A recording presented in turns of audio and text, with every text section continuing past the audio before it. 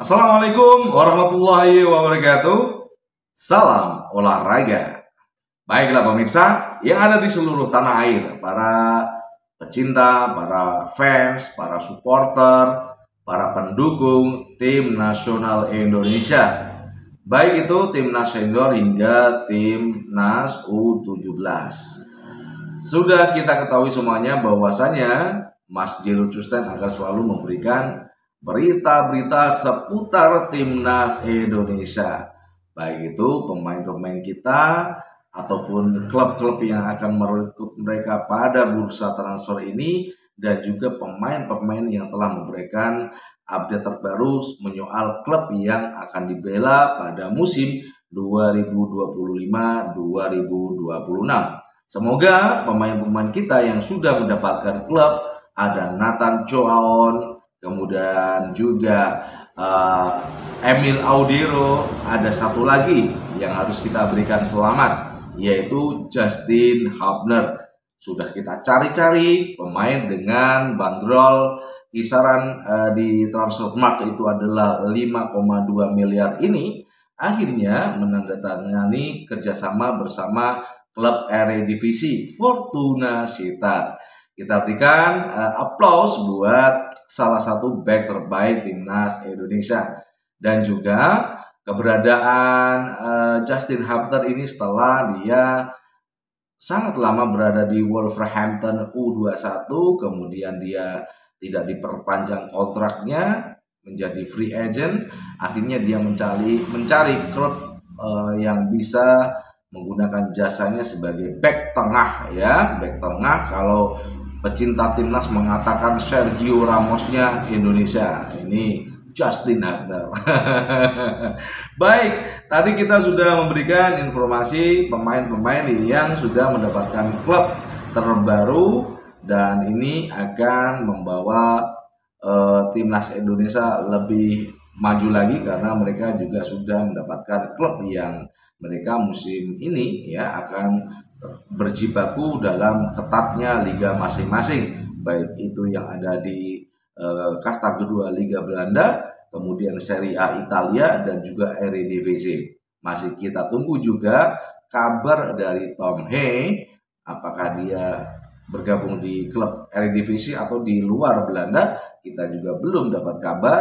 Dan juga Michels yang mudah-mudahan juga akan segera merapat ke Feyenoord, dan juga J.I.C.S yang masih nanggung nih posisinya sebagai back Venezia Serie B, yang kemarin itu dia telah berlaga di Serie A, memberikan performa yang cukup mengesankan bagi klub-klub papan tengah, bahkan klub papan atas Serie A untuk merekrutnya. Jadi dia adalah memang dagangan yang sangat laris dari timnas Indonesia adalah J.I.C.S ya.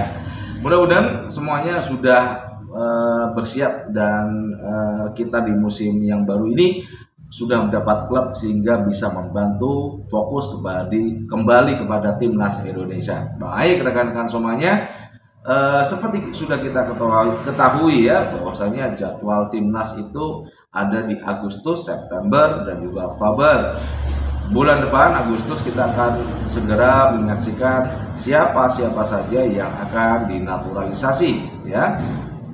Apakah itu Thijs Dallinga, ataukah Andrian Wibowo, ataukah Miliar Jonathan, ataukah Denzen Bergen. Tentu saja kita masih menunggu berita dari PSSI untuk segera memberitakan kepada warga masyarakat Indonesia pemain-pemain terbaru yang mereka akan naturalisasi.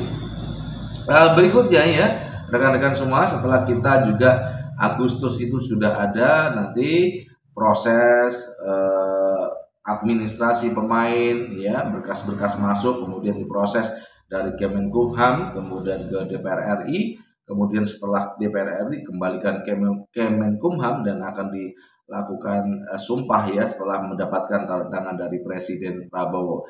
Dan itu berita yang bisa kita berikan seputar bulan Agustus ya. Dan di September kita punya jadwal FIFA Matchday.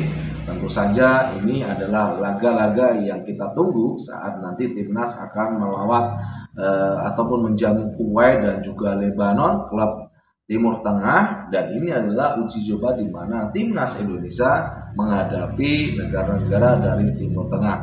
Kalau kita lihat, Kuwait itu berada dalam posisi 138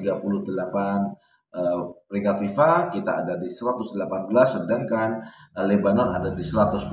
Ini cukup bagus untuk meningkatkan poin kita juga di FIFA, bisa naik ke 100 kalau itu terjadi ya, mudah-mudahan. Dan di bulan Oktober yang sudah kita nantikan juga adalah bulan dimana kita akan menuntaskan misi untuk bisa masuk ke Piala Dunia secara langsung ya, lolos langsung tanpa ada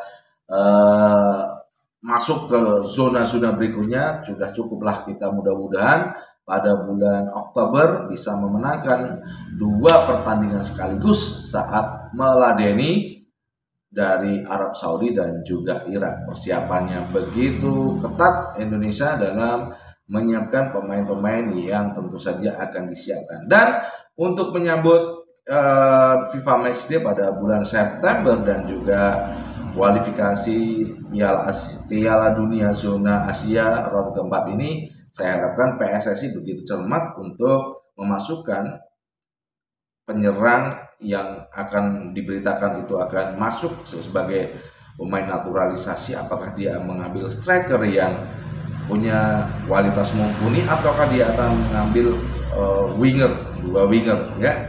Itu nanti terserah PSSI bagaimana akan memberitahu kepada kita warga negara Republik Indonesia. Dan demikian tadi berita yang bisa kita sampaikan. Nanti malam jangan lupa kita bersama-sama nonton di GBK, ataupun yang tidak bisa nonton di stadion, Anda bisa nobar di tempat-tempat yang mungkin Anda bisa mendapatkan fasilitas nobar timnas U23 dalam ajang Piala AFF 2025. Semoga prediksi-prediksi yang sudah diberikan oleh para pengamat bola ataupun juga konten-konten kreator yang fokus pada sepak bola nasional ini bisa benar-benar terjadi. Kalau dari saya, prediksi adalah 65 banding 35%. Jadi kita Indonesia itu 65, Vietnam adalah 35%. Dan untuk skor akhir kemungkinan ya 1 hingga 2-0. Saya tidak memberikan estimasi skor pasti yang saya berikan untuk timnas kita. Dan itu saja berita yang bisa saya sampaikan. Terima kasih. Kita akan bertemu kembali pada waktu yang akan datang. Selalu sehat, selalu semangat, dan jangan lupa untuk subscribe channel ini. Salam olahraga. Wassalamualaikum warahmatullahi wabarakatuh.